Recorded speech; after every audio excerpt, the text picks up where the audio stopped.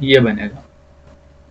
अब इस पे ये वाली लिमिट लगा लें, 0 से y और dy, इसके ऊपर ये लिमिट लगा दें, सेकंड लिमिट लगाएं तो ये बन जाएगा 1/2 y माइनस y³/3, मतलब सेकंड सेंटर वाली इंटीग्रेशन लगाएंगे, और वो सेंटर वाली इंटीग्रेशन में 0 से, सॉरी सेंटर में गलत हो गया, सेंटर वाली जो इंटीग्रेशन है वो बेसिकली x पे थी और बाहर वाली जो इंटीग्रेशन है y पे थी। तो इसका मतलब ये हुआ कि इसको मैं ठीक करता हूँ,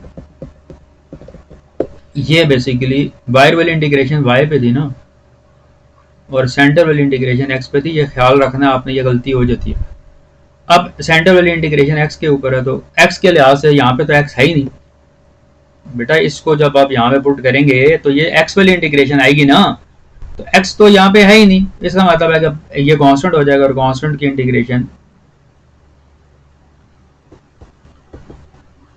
तो वो वेरिएबल आता है, वो वेरिएबल आ जाएगा, इसके ऊपर लिमिट लगा दें, बस सिंपल सा, upper limit minus lower limit करेंगे तो ये आपके पास यहाँ पे y बच जाएगा।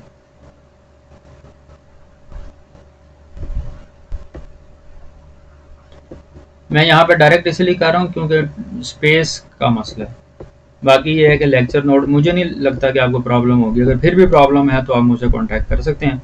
तो ये आपने सेकंड लिमिट भी लगा दी, ठीक है, सेकंड लिमिट लगा दी। अब इस सेकंड लिमिट का आंसर इसको अंदर मल्टीप्लाई करें और फाइनल रिजल्ट फाइनल लिमिट्स के अंदर पुट करें। फाइनल लिमिट आपके पास क्या है, 0 से 1, 1/2 y minus y³ into dy। अब इसको सॉल्व करना है,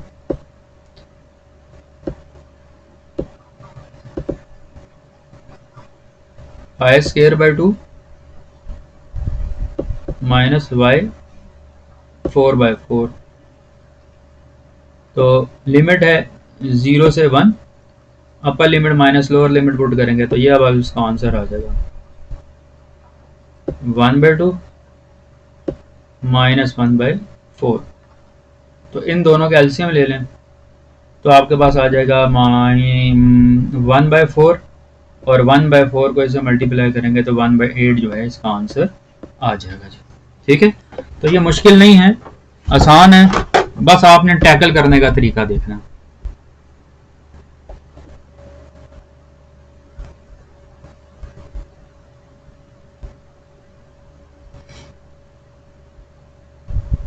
तो ये देख सकते हैं, ये मैंने यहाँ पे ये क्वेश्चन अटेम्प्ट किया हुआ है, ये आपके पास z था, बस इसको सॉल्व किया है मैंने यहाँ पे। ये तो ओरिजिनल बुक के अंदर भी आप देख सकते हैं कि इसका आंसर 1/8 आ रहा है।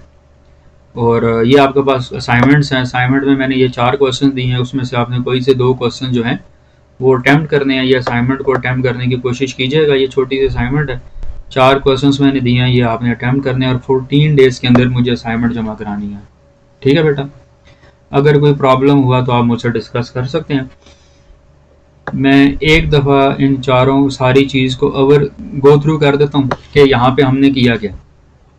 सबसे पहले हम लोगों ने एक क्वेश्चन देखा जिसके अंदर पेटल्स वाला क्वेश्चन अटेम्प्ट किया। पेटल्स में मैंने आपको बताया था कि एंगल निकालने का तरीका, तो एंगल निकालने का तरीका बस, और फिर मैंने आपको बताया था कि अगर एक पेटल का वॉल्यूम या एरिया निकाल लें तो उस जितनी पेटल्स हैं आप उसके आंसर को उससे मल्टीप्लाई करें तो उनका आंसर आ जाएगा जी, टोटल पेटल्स का एरिया आ जाएगा। फिर मैंने आपको बताया कि किस तरह कार्टेशियन कोऑर्डिनेट को आप सिलेंड्रिकल कोऑर्डिनेट के अंदर ट्रांसफॉर्म कर सकते हैं, ठीक है।